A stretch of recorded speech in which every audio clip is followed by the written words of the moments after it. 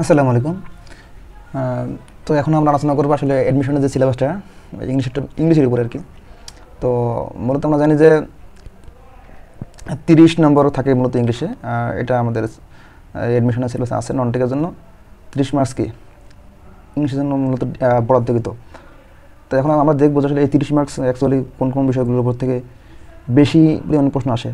তাহলে আমরা ওই টপিকগুলো একটু বেশি করে পড়বো, যাতে আমাদের কি পরবর্তীতে পরীক্ষায় আমরা বেশি মার্কস তুলতে পারি, যেটা আমাদের চান্স পাওয়ার ক্ষেত্রে অনেক কি গুরুত্বপূর্ণ ভূমিকা পালন করবে।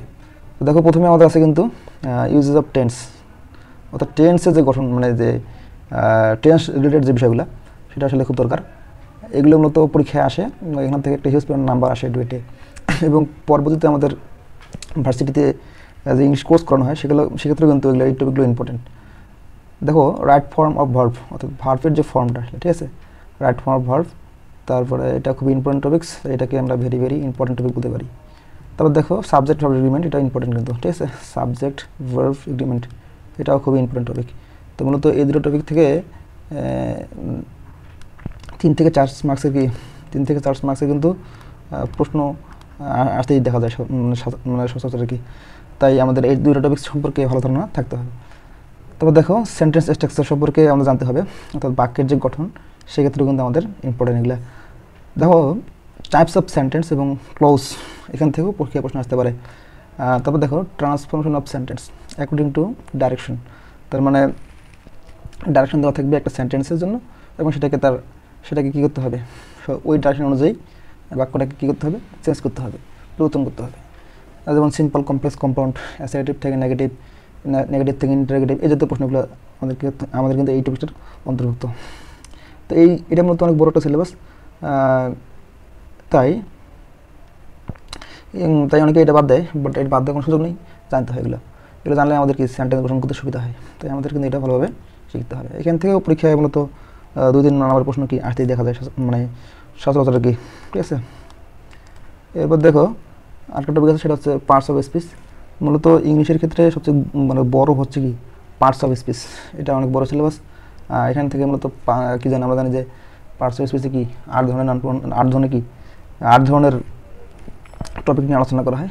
তো এখান থেকে দেখো, আইডেন্টিফিকেশন, চেঞ্জ, তারপরে uses of difference parts of speech, এগুলো কিন্তু পরীক্ষা আসতে পারে, ঠিক আছে।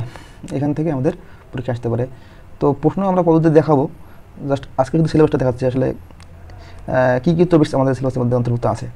তারপর দেখো, ইউজ অফ প্রিপোজিশন, এটা অবশ্যই ইম্পর্টেন্ট, ইউজ অফ প্রিপোজিশনটা অবশ্যই ইম্পর্টেন্ট। এবং এটা এতটাই ইম্পর্টেন্ট যে প্রিপোজিশন থেকে মিনিমাম কি 3 থেকে 2 মার্কের কি প্রশ্ন অবশ্যই আসবে আর কি, এটা একদম তুমি লিখে রাখতে পারো, ঠিক আছে। এটা কিন্তু খুবই ইম্পর্টেন্ট, ইউজ অফ প্রিপোজিশন। দেখো, এটা দুটো টপিক আছে, একটা হচ্ছে অ্যাপ্রোপ্রিয়েট প্রিপোজিশন, আরেকটা এবং কি প্রিপোজিশন ফ্রেজ, ঠিক আছে। অ্যাপ্রোপ্রিয়েট প্রিপোজিশনটা কিন্তু আমাদের পরীক্ষায় বেশি আসতে দেখা যায় আর কি। আরেকটা দেখো যে ভয়েস চেঞ্জ, কি আছে এটা, ভয়েস চেঞ্জ বলতে হচ্ছে বাক্য পরিবর্তন করা আর কি, অর্থাৎ এখানে আছে অ্যাক্টিভ থেকে প্যাসিভ এরকম চেঞ্জ করা, প্যাসিভ থেকে অ্যাক্টিভ। এটা অনেক ইম্পর্টেন্ট টপিক, এটাকে আমরা অনেক ইম্পর্টেন্ট বলতে পারি। তার কারণ হচ্ছে এখান থেকে আমাদের কিন্তু 2 থেকে 3 মার্কস না, এখান থেকে সবচেয়ে বেশি নাম্বার আসে। যেমন দেখো, 5 থেকে 7 মার্কসের পর্যন্ত কি আসতে দেখা যায়। এবং এর আগে এই টপিকটা থেকে আরও বেশি পরিমাণে মার্কস আসতো আর কি। তারপর দেখো, ভোকাবুলারি কিন্তু সিনোনিম, অ্যান্টোনিম, হোমোফোনস, এই টপিকটা অনেক ইম্পর্টেন্ট। এখান থেকে পরীক্ষা কিন্তু প্রশ্ন আসতে দেখা যায়। মূলত এই টপিকটা হচ্ছে জবের জন্য, ঠিক আছে, যারা বিভিন্ন জায়গায় কি জবের পরীক্ষা দিয়ে থাকেন, তাদের ক্ষেত্রে দেখতে পাবেন যে এই টপিকগুলো থেকে প্রশ্ন আসে অনেক, সিনোনিম, অ্যান্টোনিম, হোমোফোনস থেকে আর কি। অ্যাডমিশনেও আসতে পারে, অ্যাডমিশনের ক্ষেত্রেও যেটাকে আমরা নেগেল করবো তার কোনো সুযোগ নেই, সিলেবাসে আছে। তারপর দেখো, রিডিং অ্যান্ড কম্প্রিহেনশন, এটা মূলত হচ্ছে একটা টপিক, যে টপিকটা হচ্ছে মূলত একটা প্যাসেজ না থেকে সেই প্যাসেজের আলোকে আর কি বিভিন্ন ধরনের প্রশ্ন আসে থাকে। এটা আমরা এসএসসিতে পড়ছিলাম ওইরকমটাই আর কি, মানে একটা প্যাসেজ দেওয়া থাকবে, তারপরে কি MCQ, short question, fill in the gap, এটাতেও কি প্রশ্নগুলো বা কন্টেন্টগুলো এখানে থাকতে পারে। একটা দেখো, ভার্বালটা হচ্ছে, অর্থাৎ এখানে ভার্বের বিভিন্নগুলো ফর্ম থাকতে পারে। যেমন দেখো, ফাংশনাল ইউজ অফ জিরান্ট, তারপরে তোমার ইনফিনিটিভ, তারপরে পার্টিসিপল, এগুলো সম্পর্কে কি আমাদের ক্লিয়ার ধারণা যদি থাকে, তাহলে আমরা কি এই টপিক থেকেও পরীক্ষায় নাম্বার পেতে পারি, ঠিক আছে। এখান থেকেও দেখো প্রশ্ন আসতে পারে পরীক্ষায়, এখান থেকে মূলত কি 2 থেকে 3 মার্কস পরীক্ষায় আসবেই অবশ্যই। এটা তো তুমি পারবাই কমন, এবং খুবই সহজ কিন্তু এই টপিকটা। আরেকটা দেখো যে এটা খুবই ইম্পর্টেন্ট, কিন্তু দেখো খুবই ইম্পর্টেন্ট, এটা হচ্ছে তোমার ট্রান্সলেশন, ঠিক আছে?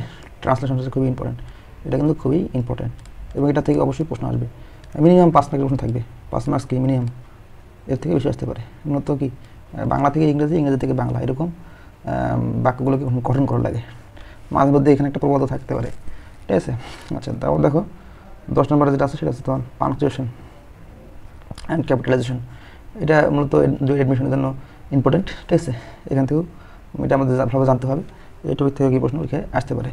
তো আজকে ভিডিওটা এই পর্যন্ত থাকলো, ভিডিওটা কষ্ট করে দেখার জন্য অনেক ধন্যবাদ।